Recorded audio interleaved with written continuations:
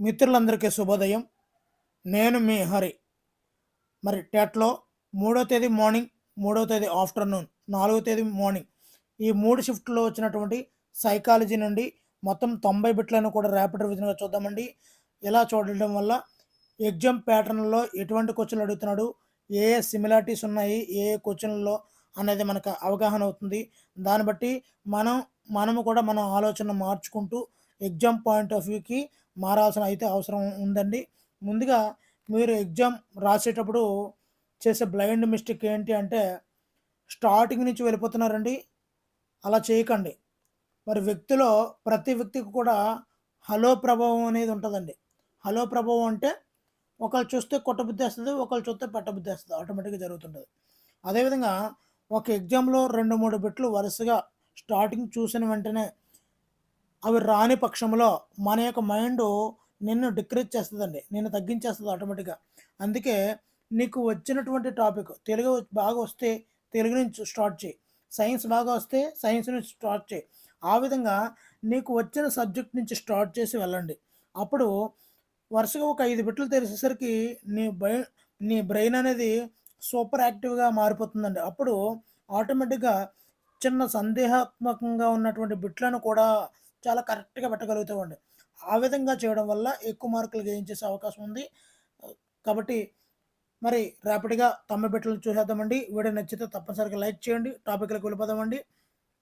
మొదటిది Lawrence Kohlberg నైతిక వికాస సిద్ధాంతం ప్రకారము 14 సంవత్సరాల నుండి వయోజన దశ వరకు ఉండే స్థాయిని ఇలా అంటారు. ఆన్సర్ ఆప్షన్ 3 ఉత్తర సాంప్రదాయ స్థాయి. ఒక బుక్ పెట్టుకోండి. పక్కన కోల్బర్గ్ నైతిక వికాసాలు అని రాసుకోండి. ఒక బిట్ దగ్గర. సో, మళ్ళా ఆ టాపిక్ వచ్చినప్పుడు స్టార్ గుర్తు పెట్టుకున్నారనుకోండి 2 క్వెషన్‌లు వచ్చినట్టు. ఆ విధంగా కోల్బర్గ్ నైతిక వికాసం మొదటి బిట్ అండి. ఆన్సర్ ఉత్తర సాంప్రదాయ స్థాయి. మొత్తం 3 సాంప్రదాయ స్థాయిలు, ఒక్కో సాంప్రదాయ స్థాయిలో 2 మొత్తం 6 సాంప్రదాయ స్థాయిల్లోని 6 6 దశలు కూడా మనకు చాలా చాలా ఇంపార్టెంట్ అండి. ఇవి చూసుకోండి. ఓకేనండి. రెండోది చూద్దామండి. క్రింది వానిలో ప్రవర్తనావాదాన్ని ప్రవేశపెట్టిన వారెవరు? Answer option 2 JB Watson. ఇది ప్రవర్తనవాది అండి. మరి సిగ్మండ్ ఫ్రాయిడ్ మీకు తెలిసిందే. అదేవిధంగా శాస్త్రీయ సిద్ధాంతము వర్ధమర్, కోఫ్కా, కోహిలర్ వాళ్ళు గెస్టాల్ట్ వాదులు. ప్రవర్తనవాదం జేబీ వాట్సన్. సిగ్మండ్ ఫ్రాయిడ్ అంతే మనో విశ్లేషణవాదం అండి. ఓకేనండి. మూడవది ఎలిజబెత్ హర్లాక్ ప్రకారము 6 నుండి 10 సంవత్సరాల వరకు ఉండే దశ ఏది? ఈ ఎలిజబెత్ హర్లాక్ దశలు అని పక్కన రాసుకోండి. నోట్ చేసుకోండి. మరి 6 నుండి 10 సంవత్సరాల వరకు ఉండే దశలు ఏమిటి? ఆన్సర్ ఆప్షన్ 1 ఉత్తర బాల్య దశ. ఓకేనండి. ఉత్తర బాల్య దశ. ఒక్కొక్కటి తర్వాత చూద్దామండి. ఇప్పుడు ర్యాపిడ్‌గా మాత్రమే చూస్తున్నాము. Elizabeth Hurlock దశలండి. నెక్స్ట్ ఈ క్రింది వానిలో చికిత్సా పద్ధతిగా పిలువబడేది ఏమిటి? క్రింది వానిలో చికిత్సా పద్ధతిగా పిలువబడేది. ఆన్సర్ ఆప్షన్ 4 వ్యక్తి అధ్యయన పద్ధతి. దీన్నే కేస్ స్టడీ అని కూడా అంటారండి. మరి ఒక వ్యక్తిలో ఉన్నటువంటి ఒక పిల్లవాడిలో ఉన్నటువంటి బ్యాక్ డ్రాప్స్ అన్నిటిని కూడా మనం పరిశీలించుకుంటూ కేస్ స్టడీ చేసి ఆ పిల్లవాడికి చికిత్స చేయగలుగుతాం. దీన్నే వ్యక్తి అధ్యయన పద్ధతి అని కూడా అంటుంటామండి. ఐదవది ఎరిక్సన్ మరలా వచ్చిందండి. ఎరిక్సన్ మనో సాంఘిక వికాస సిద్ధాంతం ప్రకారము శ్రమించడం న్యూనత అనేది ఇందు ఉంటుంది. ఆన్సర్ ఆప్షన్ 2 పాఠశాల దశలో. శ్రమించడము న్యూనత అనేది పాఠశాల దశలో ఉంటుంది. సో, ఇక్కడ ఎరిక్సన్ మనోసాంఘిక వికాస దశల్లో ఉన్నటువంటి దశలను చాలా చాలా ఇంపార్టెంట్‌గా మనకి ఇక్కడ కనిపిస్తుందండి. కాబట్టి అన్నీ కూడా ఒక టాపిక్ వైస్‌గా మొత్తం ఒక సుమారుగా ఒక 70 టాపిక్‌లు ఇక్కడ మనకు క్లియర్ అయిపోతాయి. దాని అనాలిసిస్ మొత్తం చూసుకోవచ్చండి. పక్కన రాసుకుంటా పేపర్‌లో. ఓకేనండి. ఆరవది ఒక వ్యక్తి సంరచన, ఆలోచన లేదా ప్రవర్తనలో మార్పు రావడం ఇది జీవ సంబంధిత పరిసరాల ప్రభావం వల్ల వస్తుంది అని వికాసాన్ని ప్రవచించింది ఎవరు? చాలా చాలా ఇంపార్టెంట్ అండి. Answer option 3 Craig. ఆల్రెడీ మనం గ్రాండ్ టెస్ట్‌లు కూడా రిలీజ్ చేసాము.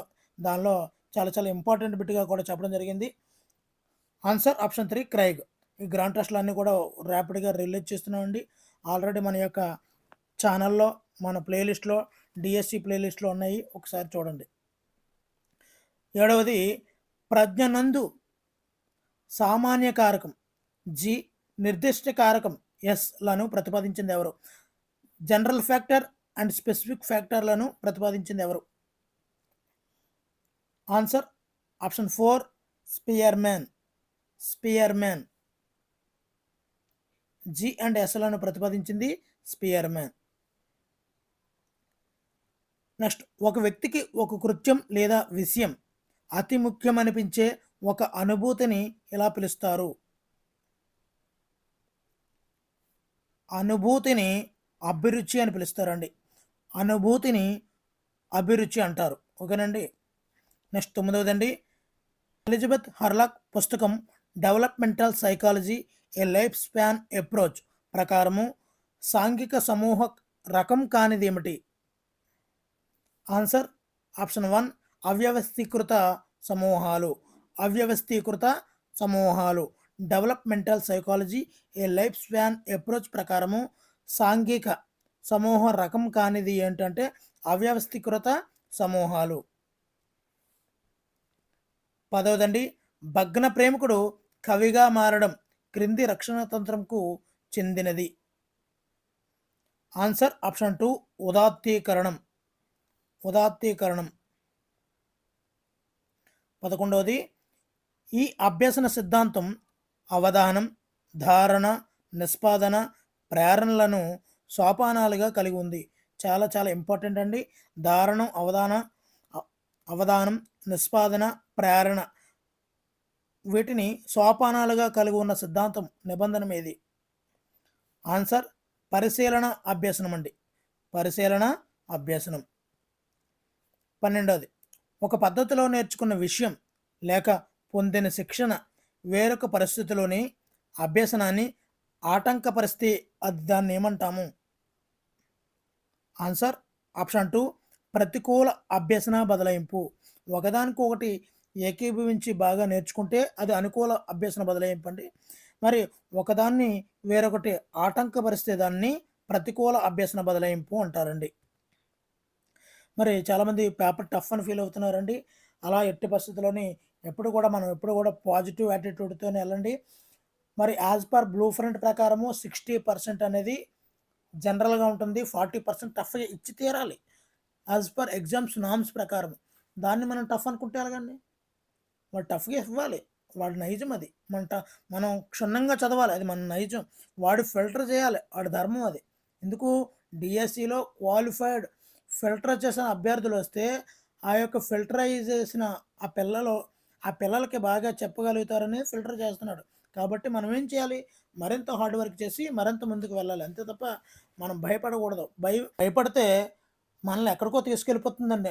భయం మనల్ని చాలా అట్టడుగు స్థాయికి దింపేస్తుంది.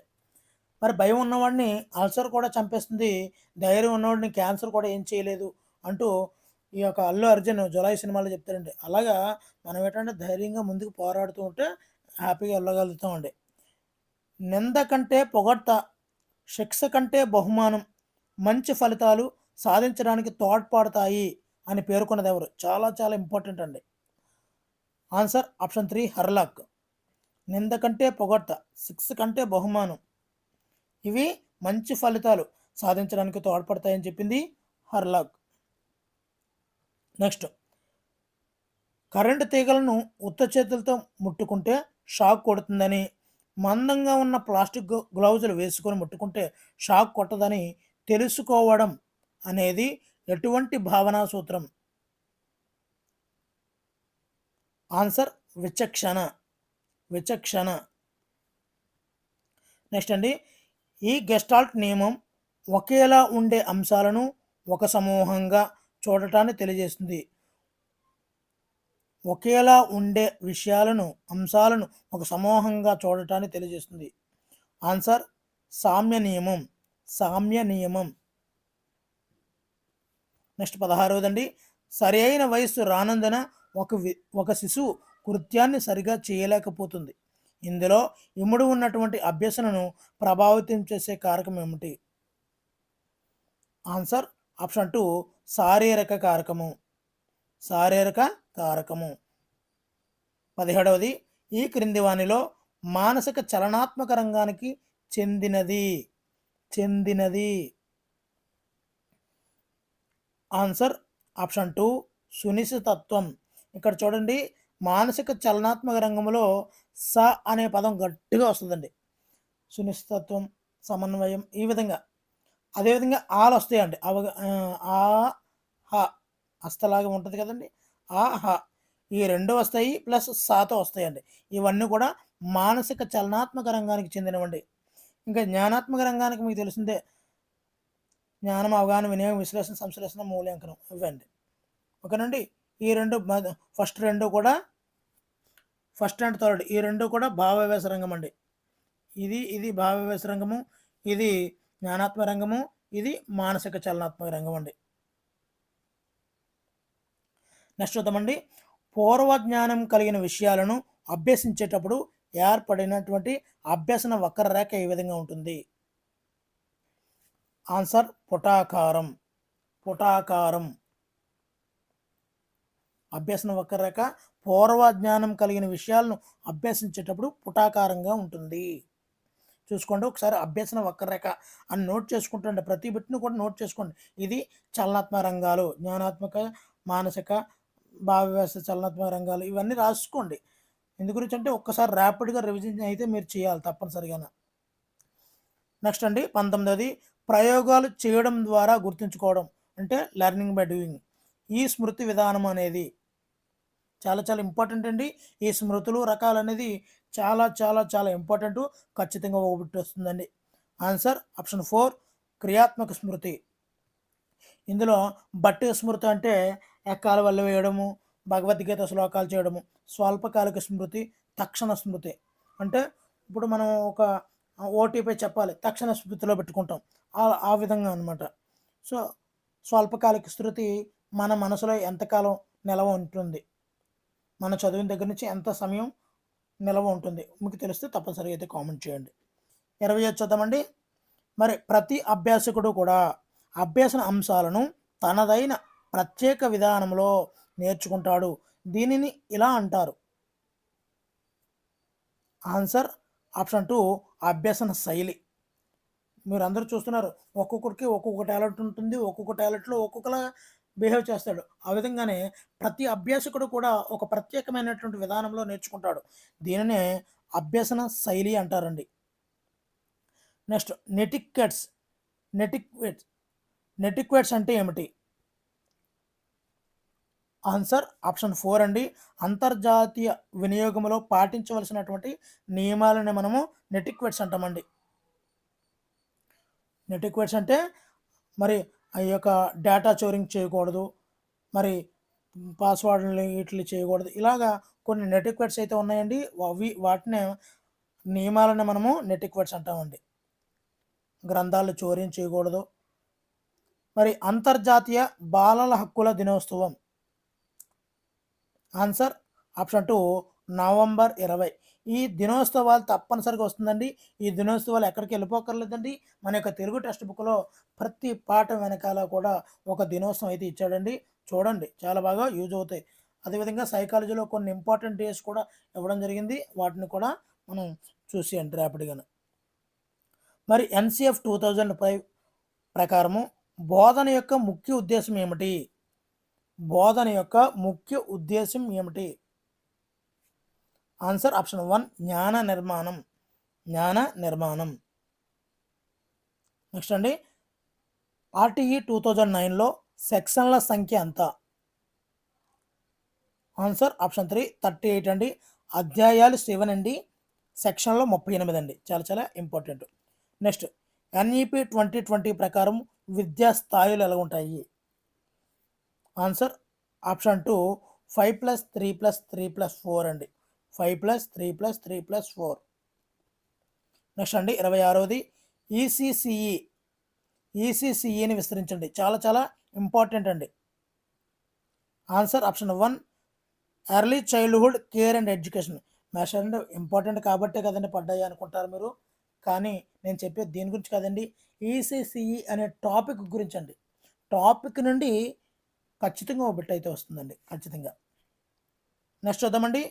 మరి స్వయం స్వయం అనే కార్యక్రమాన్ని నడుపుచున్న సంస్థ ఏది?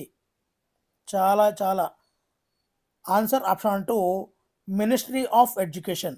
Ministry of education. ఇక్కడ స్వయం యొక్క పూర్తి ఎక్స్పాండెడ్ ఫామ్ మీకు తెలిస్తే తప్పనిసరిగా కామెంట్ బాక్స్లో పెట్టండి. మన మిత్రులు మిగతా వాళ్ళు అందరూ కూడా చూస్తుంటారు. నేను 90 బిట్లు చెప్పాను, మీరు 91వ బిట్టు మీరు చెప్పిన వాళ్ళు అవుతారు. ఖచ్చితంగా ఆన్సర్ చేస్తారని కోరుకుంటున్నాను మీకు తెలిస్తే తప్పనిసరిగా. నెక్స్ట్ 28దండి. సిడి అనగా తెలిసిందే కాంపాక్ట్ డిస్క్. 29దండి. స్కఫోల్డింగ్ను పరిచయం చేసిన వారు. మరి ఆన్సర్ ఆప్షన్ 3 వైగోటస్కి. జడ్పీడీలో భాగంగా ఈ యొక్క స్కఫోల్డింగ్ని పరిచయం చేశారండి వైగోటస్కి గారు. ఇక్కడ ఎపిక్స్ అనేది క్రింది దానికి ఉదాహరణ. ఎపిక్స్ అనేది క్రింది దానికి ఉదాహరణ అంటే ఆన్సర్ ఆప్షన్ 4 ఫామ్. నెక్స్ట్ అండి, ఇప్పుడు 3వ తేదీ ఆఫ్టర్నూన్ సెషన్లో వచ్చినటువంటి ఇంపార్టెంట్ బిట్లు మొత్తం అన్నింటిని కూడా చూసేద్దాము. ఎప్పటి వరకు నోట్ చేసుకోండి ఎక్కడి నుంచి వస్తుంది అని. తప్పనిసరిగా అయితే మరి ఆ మూలాలను చదువుకోండి. రేపటి రోజుకి సాయంత్రానికన్నా ప్రిపేర్ అవుతే చాలా యూజ్ఫుల్గా ఉంటాయండి. ర్యాపిడ్గా చూసుకోండి, టక 1 అవర్ పెట్టుకొని టప మరి పేజీ నెంబర్లతో సైతం మనకు తెలుస్తుంటాయి. మరి ప్రతి లైను ప్రతి పేజీ నెంబర్ కూడా తెలిసి ఉండాలి. ఇప్పటికి ఒకవేళ తెలియకపోయినా కొద్ది లేట్ అయినా ఇబ్బంది ఏం లేదు. నెమ్మదిగా ఒక 1 అవర్ 2 అవర్ వెచ్చించి ప్రయత్నించండి. నెక్స్ట్ చూద్దామండి. ఆఫ్టర్నూన్ సెషన్ మొదలుపెట్టు. ఈ కారకం యొక్క ప్రభావం వల్ల వ్యక్తి అతని యొక్క భావోద్వేగాలపై సహేతుకమైనటువంటి నియంత్రణను కలిగి ఉంటాడు. ఆన్సర్ ఆప్షన్ 3 ప్రజ్ఞ. ప్రజ్ఞ ప్రభావం వల్ల అండి వ్యక్తి అతని యొక్క భావోద్వేగాలపై సహేతుకమైనటువంటి నియంత్రణ కలిగి ఉంటుంటాడండి. నెక్స్ట్ డబ్ల్యూడబ్ల్యూడబ్ల్యూ అనే భావనను ప్రపంచానికి పరిచయం చేసిన వ్యక్తి ఎవరు? Answer Berners Lee, sir Tim Berners Lee. Next చూద్దామండి. మరి బాల్య దశలో నైతిక వికాసానికి సంబంధించి ఈ క్రింది వానిలో ఒకటి నిజం కాదు అంటే 3 నిజం అన్నమాట, ఒకటి నిజం కాదు, అది ఏంటని అడిగాడు. ఆన్సర్ అయితే పిల్లవాడు ఈ దశలో స్వయం పాలక నైతికతను పెంపొందించుకుంటాడు. ఇక్కడ నైతికత అనేది స్వయం పాలక నైతికత అనేది బాల్య దశలో ఎలాగ వచ్చేస్తుందండి? ఇక్కడ చూద్దామండి, నిజమైనవి చూద్దాం. పిల్లవాడు మంచి చెడుల మధ్య భేదించగలిగినప్పుడు నైతిక భావనలు అనేవి ప్రారంభమవుతాయి. తల్లిదండ్రుల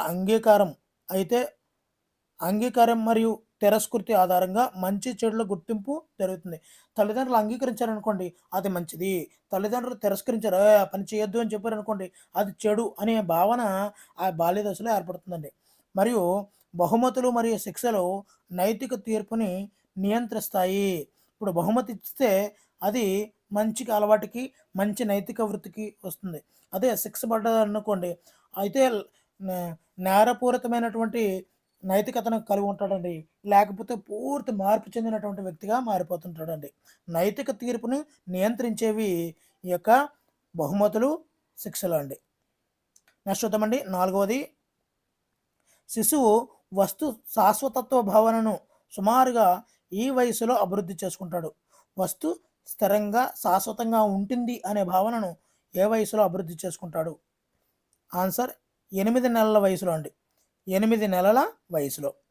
నెక్స్ట్ అండి 5వది, పెరుగుదల వికాస దశలలో కౌమార దశకు సంబంధించి ఈ క్రింది వానిలో ఒకటి సరైనది కాదు. మరి కౌమారులు లైంగిక విరోధ స్వభావాన్ని ప్రదర్శిస్తారు అనేది కరెక్ట్ కాదండి. మరి సరైనవి చూసేద్దామండి. కౌమారులు విపరీతమైనటువంటి కల్పనను ప్రదర్శిస్తారు, అంటే పగటి కళలు కంటూ ఉంటుంటారు కదా అదండి. కౌమారులు గుర్తింపు కోసం ఆరాటం అయితే మొదలు పెడుతుంటారు. మరి కౌమారులు కొత్త ప్రవర్తన మరియు వైఖరుల నమూనాలు నేర్చుకుంటారు. అంటే హీరో వర్షిప్ అంటాం కదా, హీరోలు చేసే బిహేవియరిజంను వాళ్ళు నేర్చుకుంటుంటారు. కాబట్టి ఇక్కడ లైంగిక విరోధ స్వభావాన్ని ప్రదర్శిస్తారు అనేది సరికానిదండి.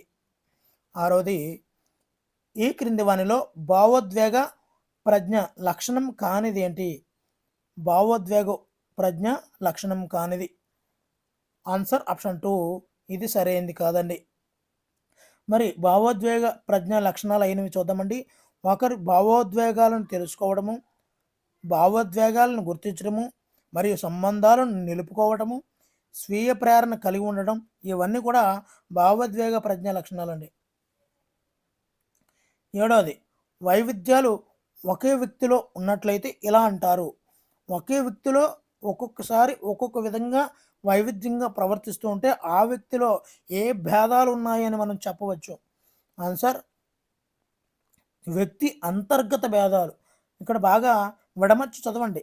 వ్యక్త్యాంతర్గత అంటే విడదీయండి అక్కడ. అంటే సందులు సమాసాల్లాగా విడదీసి చూసినట్లయితే వ్యక్తి అంతర్గతం అంటే ఒక వ్యక్తిలో అంతర్గతంగా ఉన్నటువంటి భేదాలు అంటే ఒకే వ్యక్తిలో ఉన్నాయని అర్థం అన్నమాట ఇక్కడ. ఓకేనండి. నెక్స్ట్ చూద్దామండి. పూర్వ బాల్య దశను ఇలా అని కూడా అంటారు. ఆన్సర్ ఆప్షన్ 3 ఏబీలు రెండు కూడానండి. ఏబీలు రెండు కూడా అంటే సమస్యాత్మక వయస్సు, అన్వేషణ వయస్సు అని కూడా అంటారు. ఈ దశలు ఉన్నాయే చాలా చాలా చాలా ఇంపార్టెంట్ అండి. మరీ చెప్తున్నాను. పూర్వ బాల్య దశ, ఉత్తర బాల్య దశ, కౌమార దశ, ఇంకా నయం శైశవ దశ ఉంటుందండి, చంపేస్తుంది. అన్నీ చూడండి, ఇబ్బంది ఏమి లేదు. ఓకేనండి. నెక్స్ట్ ఆర్మీ బీటా పరీక్ష అనేది చాలా చాలా చాలా ఇంపార్టెంట్ అండి.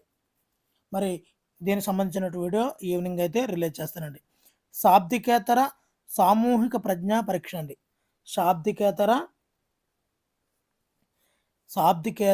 అంటే అశాబ్దిక అని అర్థం అనమాట. శాబ్దికేతర అంటే అశాబ్దిక. ఇక్కడ ఆర్మీ బీటా పరీక్షకి షార్ట్ కట్ ఉంటుందండి.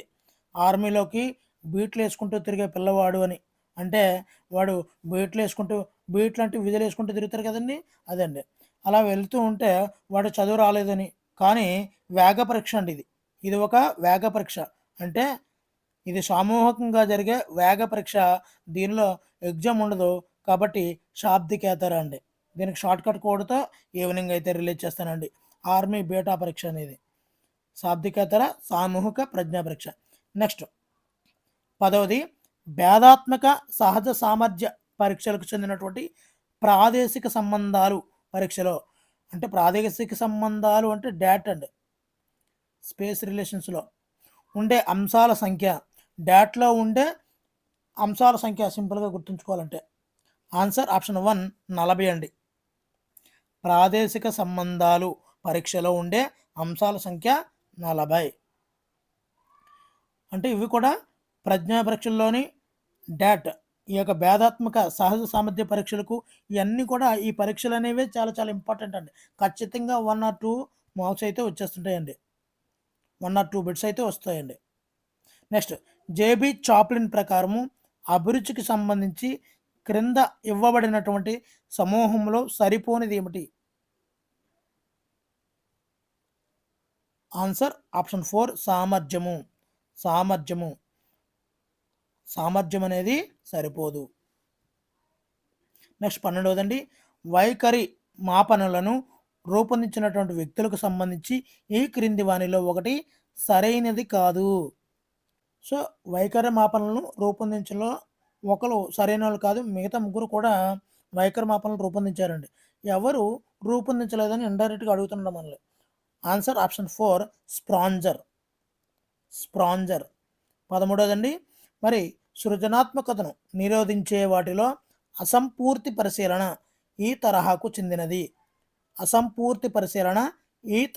చెందినది. ఆన్సర్ ఆప్షన్ 1 అవగాహన అవరోధాలు. అసంపూర్తి పరిశీలన అనేది అవగాహన అవరోధంగా ఉంటుందండి. సంపూర్తి పరిశీలన అయితే అవగాహనగా ఉంటుంది. ఓకేనండి. నెక్స్ట్ అండి 14వది, ఉపాధ్యాయుడు పుష్పాన్ని చూపిస్తూ డైరెక్ట్ విజువల్గా చూపిస్తున్నాడు. దాని గురించి వివరిస్తున్నప్పుడు కలిగే ఆలోచన ఈ రకానికి చెందినది. ఆన్సర్ ఆప్షన్ 4 మూర్ధ ఆలోచన. డైరెక్ట్గా అక్కడ ఒక స్పెసిఫిక్ డైరెక్ట్గా ఆబ్జెక్ట్ని తీసుకొచ్చి చూపించేస్తున్నాడు కాబట్టి అక్కడ మూర్ధ ఆలోచన. డైరెక్ట్గా ఆ పుష్పాన్ని చూపించకుండా పుష్పం గురించి వివరిస్తున్నప్పుడు పుష్పం లేకుండా పుష్పం గురించి వివరిస్తున్నాడు అంటే ఇక్కడ అమ్మవారితో ఆలోచన. నెక్స్ట్ అండి 15వది, గమ్యాన్ని ఉద్దేశాన్ని అనుసరించి అంచెలంచెలుగా ఆలోచించడమే వివేచన. ఈ నిర్వచనాన్ని ఇచ్చింది ఎవరు? అంచెలంచెలు. Answer option 3 Garrett. అంచెలంచెలుగా ఆలోచించడమే వివేచన అని చెప్పింది గారెట్. నెక్స్ట్, క్రింది వానిలో ప్రక్షేపకేతర పరీక్ష ఏది? ప్రక్షేపకేతర. ఈ పరీక్షలు అనేవి చాలా చాలా ఇంపార్టెంట్ అండి. Answer option 3 ప్రశ్నావళి. ప్రశ్నావళి అనేది ప్రక్షేపకేతర పరీక్ష. 17వదండి, హిప్పోక్రటిస్ మూర్తిమత్వ రూప సిద్ధాంతాల ప్రకారము విషణువు మూర్తిమత్వ రకాల ఉండే ఆధిపత్య ద్రవం ఏమిటి? ఆధిపత్య ద్రవం ఏమిటి? విషణువు మూర్తిమత్వ రకములో ఉండే ఆధిపత్య ద్రవం. ఆన్సర్ ఆప్షన్ 4 నల్లని పైత్యరసం. చూసుకుంటే ఇక్కడ ఉన్నటువంటి పైత్యరసాలు ఆదివృక్క గ్రంథులు, అభివృక్క గ్రంథులు వీటన్నిటి గురించి చాలా ఇంపార్టెంట్ అండి. వీటినిచ్చి ఒక బిట్ అయితే తప్పనిసరిగా వస్తుందండి. రమేష్ కుక్కతో ఆడుకోవాలనుకుంటున్నాడు అంటే ఇక్కడ ఉపగమనం ఉంది, కానీ కుక్క కరుస్తుందని భయపడుతున్నాడు అంటే ఇది పరిహారం అండి. ఉపగమ పరిహారం. డైరెక్ట్గా ఆన్సర్ ఆప్షన్ 1 అండి. 19వది, ఈ క్రింది వానిలో కుంటనానికి దారితీసే కారకం కానిది ఏమిటి? ఆన్సర్ ప్రజ్ఞాస్థాయి ఎక్కువగా ఉండటం అనేది కుంటనానికి దారితీసే కారకం కాదండి. మరి ఇవి చేయకపోతే కుంటనానికి దారితీస్తాయి. అవి ఏంటో చూద్దామండి. ప్రోత్సాహం లేకపోతే కుంటనానికి లోనవుతాడు. కాంక్ష స్థాయి ఎక్కువ ఉండడం కూడా కుంటనానికి దారితీస్తుందండి. నెక్స్ట్, తల్లిదండ్రుల యొక్క ఆంక్షలు కూడా కుంటనానికి దారితీస్తుంటాయండి.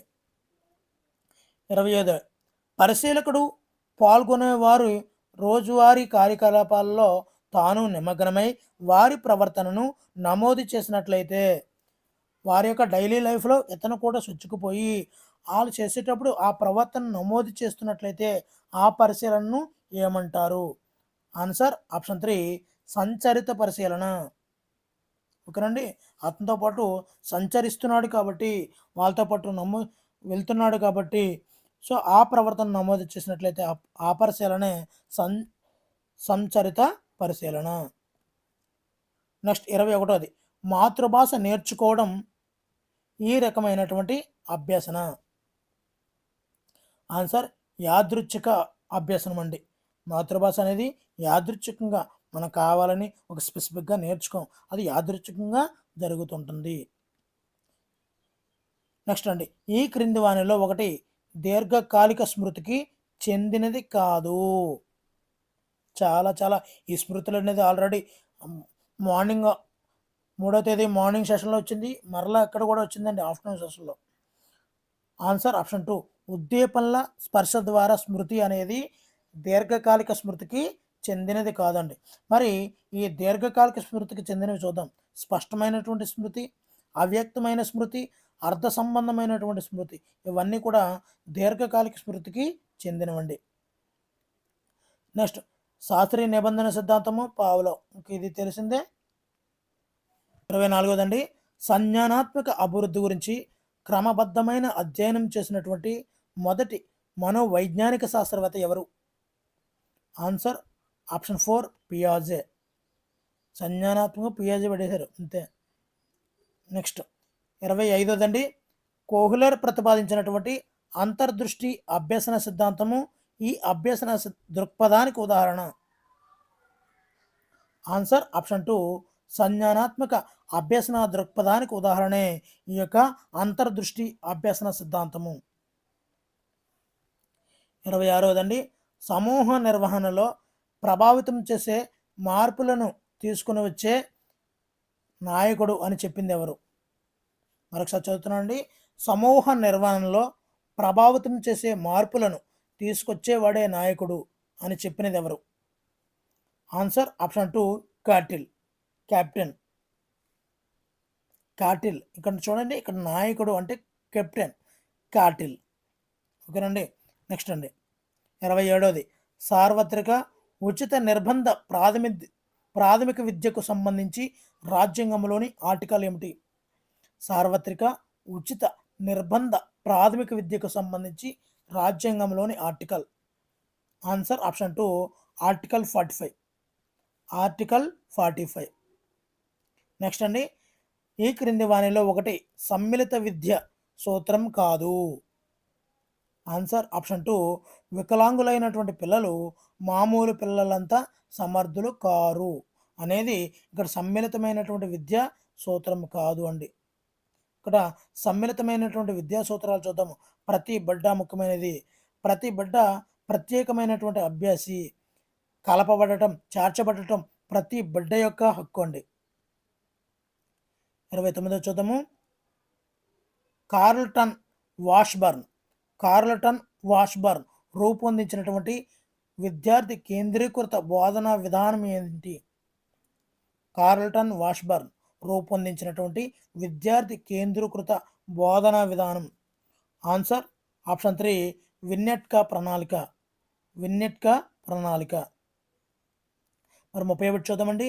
ప్రకల్పన అంటే ప్రాజెక్ట్ అనేది సహజమైనటువంటి సన్నివేశంలో పూర్తి చేయబడే సమస్యాత్మక కార్యకలాపం అని పేర్కొన్నది ఎవరు? మరొకసారి చదువుతున్నాండి. ప్రాజెక్ట్ అనేది సహజమైన సన్నివేశంలో పూర్తి చేయబడే సమస్యాత్మక కార్యకలాపం అని పేర్కొన్నది ఎవరు? Answer option 2 Stevenson. ఇప్పుడు థర్డ్ ఆఫ్టర్నూన్ కూడా కంప్లీట్ అయిపోయిందండి. ఇప్పుడు ఫోర్త్ మార్నింగ్ చూద్దామండి. కోల్బర్గ్ నైతిక వికాస సిద్ధాంతం ప్రకారము శిక్షణ తప్పించుకోవడానికి విధేయత కనబరచడం ఈ దశలో జరుగుతుంది. అప్పుడు మొదటి పేపర్లో ఫస్ట్ బిట్ ఏనండి, మరలా ఇక్కడ కూడా వచ్చింది కాబట్టి తప్పనిసరిగా ఒక బిట్ అయితే వచ్చేస్తుందండి. పక్కన పెట్టుకుని చదివేయండి. ఒక బిట్టు మీ జోబులో ఉంటుందండి.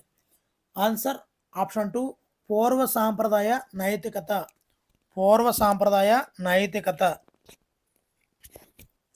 నెక్స్ట్ బిట్ అండి, రెండవది. మరి ఖచ్చితంగా వస్తుందనేది వదలకూడదండి. ఒకసారి ప్రిపేర్ అయ్యి మరలా చూసుకొనన్నా కొద్దిగా దాని మీద గట్టి నిఘా అయితే ఉండాలని మనకి. రెండోది చూద్దామండి. భయం, కోపం, అసూయ లాంటి భావోద్వేగాలు వీటిని తీవ్రంగా ప్రభావితం చేయవచ్చు. ఆన్సర్ ఏబిసిలండి. శారీరక పెరుగుదలను, మానసిక పెరుగుదలను, నైతిక మరియు భాషాభివృద్ధి వీటన్నిటిని కూడా ఈ యొక్క భయము, కోపం, అసూయ అంటే లాంటి భావోద్వేగాలు తీవ్రంగా ప్రభావితం అయితే చేస్తుంటాయండి. మూడవదండి, జనన పూర్వకాలంలోని శిశువు నిర్మాణాత్మక అభివృద్ధికి సంబంధించి పిండ దశ ఈ మధ్య కాలంలోనిది. మరొకసారి చదువుతున్నానండి. జనన పూర్వకాలంలోని శిశువు నిర్మాణాత్మక అభివృద్ధికి సంబంధించి పిండ దశ ఈ మధ్య కాలంలోనిది. అంటే ఇక్కడ ఇండైరెక్ట్గా పిండ దశ అడుగుతున్నాడు అండి. ఆన్సర్ ఆప్షన్ 1 8వ వారం నుండి జననం వరకు. 8వ వారం నుండి జననం వరకు. నెక్స్ట్ అండి, నాలుగవది.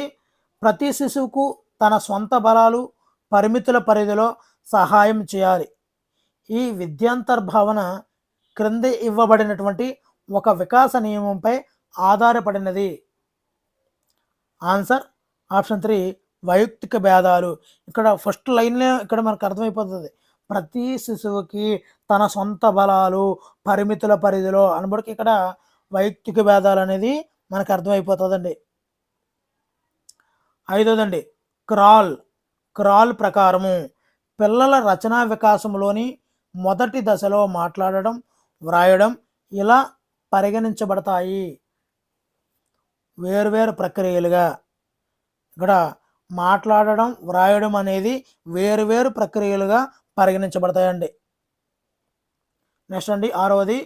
రావెన్స్ ప్రోగ్రెసివ్ మ్యాట్రిసెస్ అనేది. ఆన్సర్ ఆప్షన్ 2 అశాబ్దిక పరీక్ష. మరి ఇది డిఏటి గురించి ఇంతకుముందు క్వశ్చన్లో కూడా వచ్చిందండి, మరలా ఇక్కడ కూడా వస్తుంది. మిత్రులు గమనించండి, చాలా ఇంపార్టెంట్ అనుకున్నవి ఎట్టి పరిస్థితుల్లో వదలకండి. మరి చెప్తున్నాను అనుకోవద్దు, పక్కన రాసుకోండి. ఇంపార్టెంట్ స్టార్ గుర్తు పెట్టుకోండి. మరి ఈ వీడియో అయిపోయినట్టునే వాటి మీద ఒక పట్టు పట్టండి. భేదాత్మక సహజ సామర్థ్య పరీక్షలకు చెందినటువంటి భాషా వినియోగం స్పెల్లింగ్ పరీక్షలో ఉండే అంశాల సంఖ్య. Answer option 100. 8. పరిశీలన ద్వారా తెలుసుకునే విద్యార్థి అభిరుచి ఏమిటి? ఆన్సర్ వ్యక్తి అభిరుచి. పరిశీలన ద్వారా తెలుసుకునే విద్యార్థి అభిరుచి వ్యక్తి అభిరుచి. నెక్స్ట్ 9. ఒక సమస్యను పరిష్కరించడానికి సమాన ప్రాధాన్యం గల అనేక పరిష్కారాలను సూచించడంలో ఈ రకమైన ఆలోచనను ఇమిడి ఉంటుంది. అంటే ఒక సమస్యకు అనేక రకాలైనటువంటి పరిష్కారాలు చూపించడం అనేది చాలా చాలా చాలా ఇంపార్టెంట్ అండి. దీనికి ఆన్సర్ విభిన్న ఆలోచన. చాలా చాలా ఒక సమస్యకు వేరు వేరు అనేక పరిష్కారాలు చూపిస్తున్నాడు అంటే అక్కడ విభిన్న ఆలోచన కలిగి ఉన్న వ్యక్తి అని మనం చెప్పుకోవచ్చు అండి. 10. సృజనాత్మకతను నిరోధించే వాటిలో వైఫల్య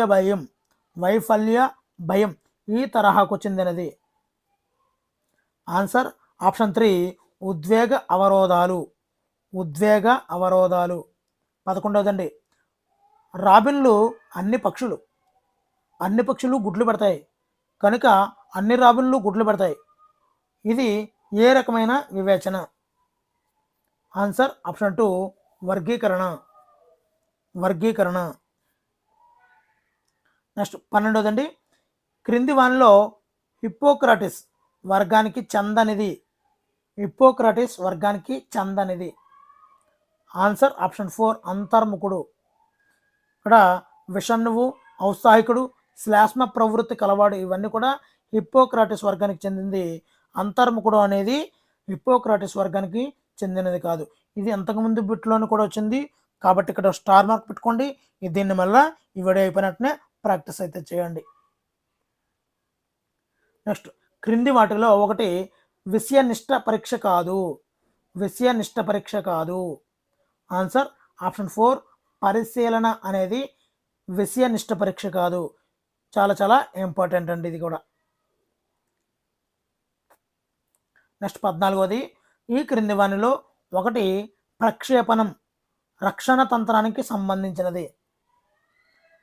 ఆన్సర్ ఆప్షన్ 1 తన లోపాలను ఇతరులకు ఆపాదించడము. ప్రక్షేపణము అంటే తన లోపాలను, మరి ఎగ్జామ్ బాగా రాయలేదంటే క్వశ్చన్ మరీ టఫ్గా ఇచ్చేస్తే ఎవరు చేస్తాడు అని తన యొక్క బాగా చదవలేదనే లోపాన్ని చెప్పకుండా టఫ్గా ఇచ్చారు అని వాళ్ళ మీద తోసేయడం అనమాట. నెక్స్ట్ 15. ఉపగమ సంఘర్షణ ఎలా కలుగుతుంది? 2 ఆకర్షణీయమైనటువంటి లక్ష్యాల మధ్య ఎంపిక చేసుకోవాల్సి వస్తే అంతకుముందు కూడా ఈ సంఘర్షణ నుంచి బిట్టు వచ్చిందండి కాబట్టి ఇది ఒక్కసారి ర్యాపిడ్గా చూసుకోండి. అంటే తెలిసినవే కదా అని వదిలేకండి, మరలా ఒక్కసారి చూసుకోవడంలో తప్పైతే లేదండి. ఈ చరాలు ఉన్నాయే చాలా ఇంపార్టెంట్, చాలా ఈజీ కూడా అండి. ప్రయోగంలో మార్పునకు గురయ్యే చరం ఏమిటి?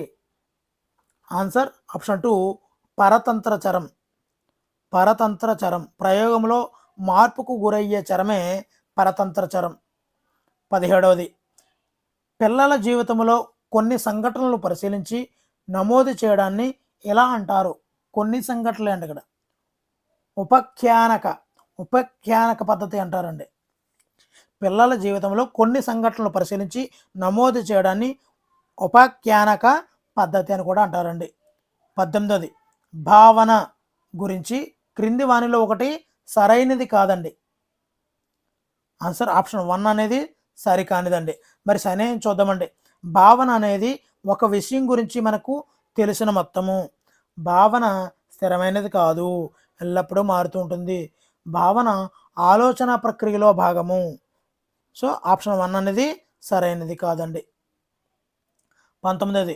కొత్తగా నేర్చుకున్న విషయాలు అంతకుముందు నేర్చుకున్న విషయాల పునఃస్మరణకు అవరోధం కల్పించినట్లయితే ఇలా అంటారు. చాలా చాలా చాలా ఇంపార్టెంట్ అండి. ఆన్సర్ ఆప్షన్ 4 తిరోగమన అవరోధం. ఒకటే నేర్చుకోండి. దేనికి అవరోధం ఏర్పడుతుంది అంటే పాత విషయాలు పాత విషయాలు గుర్తు తెచ్చుకోవడానికి అవరోధం. అంటే పాత విషయాలు పునఃస్మరణకు ఇబ్బంది కలుగుతుంది కాబట్టి పాత విషయాలు అంటే తిరోగమనం, కొత్త విషయాలు నేర్చుకోవడానికైతే పురోగమనం. అంతే, ఇలా పెట్టుకోండి, అంతే తప్ప ఇది కాదండి. పాత విషయాలు గుర్తుకు తెచ్చుకోవడంలో ఇబ్బంది వస్తుంది కాబట్టి అది తిరోగమన అవరోధము. 25 అండి, ఈ క్రింది వానిలో ఒకటి యత్నదోష అభ్యసన సిద్ధాంతం యొక్క నియమం కాదు. ఆన్సర్ ఆప్షన్ 3 అండి, అభ్యసన పరోక్షమైనది మరియు ఆలోచనల ద్వారా ప్రభావితం అవుతుంది అనేది సరికానిదండి. మరి సరైనవి చూసేద్దామండి. నేర్చుకోవడంలో ఎంపిక మరియు సంధానం అనేవి ఇమిడి ఉంటాయి. అభ్యసనం అభివృద్ధి చెందేది అంతర్దృష్టి కాదు. అభ్యసనం అనేది సంధానం ఏర్పడినటువంటి దాని ఫలితం. ఈ విధంగా ఉంటుందండి. 21ది, క్రింది వానిలో ఒకటి సరైనది కాదు. ఆన్సర్ ఆప్షన్ 4, కోహ్లర్ ఆవిష్కరణ అభ్యసనం అనేది సరికానిదండి. మరి పావులా శాస్త్ర నిబంధనం, దార్డెక్ యత్నదోషం, స్కిన్నర్ కార్యసాధక. కోహ్లర్ యొక్క నిబంధన సిద్ధాంతం ఏంటి మీకు తెలిస్తే తప్పనిసరిగా కామెంట్ చేయండి. 22ది, మాస్లో అవసరాల అనుక్రమణిక సిద్ధాంతం ప్రకారము ఉన్నత స్థాయి అవసరం కానిది ఏమిటి? ఆన్సర్ ఆప్షన్ 3, రక్షణ అవసరం అనేది ఉన్నత స్థాయి అవసరం కాదు. ఆత్మ సాఫల్యత అవసరము, ప్రేమ వాత్సల్య సంబంధిత అవసరము, గుర్తింపు గౌరవ అవసరాలు అనేవి ఈ యొక్క ఉన్నత స్థాయి అవసరాలండి. 23ది, అభ్యసన బదలాయింపుకు సంబంధించి సాధారణీకరణ సిద్ధాంతాన్ని ప్రతిపాదించింది ఎవరు? సాధారణీకరణ సిద్ధాంతాన్ని చార్లెస్ జడ్ అండి.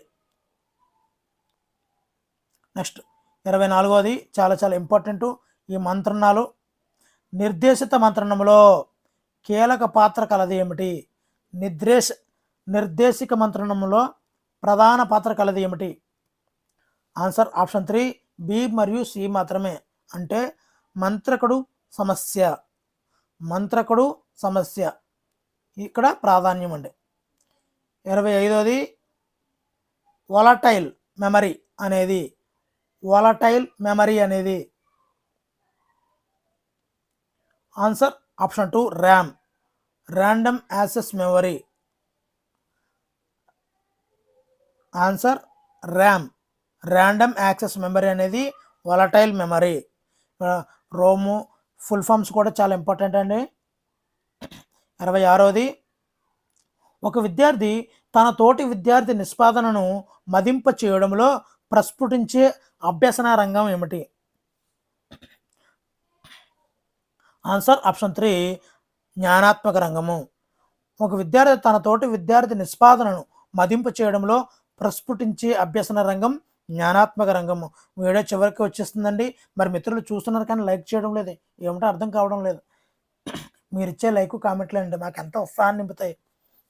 ఈ క్రింది వాటిలో ఒకటి ప్రాజెక్ట్ ఆధారిత అభ్యసన లక్షణం కాదు.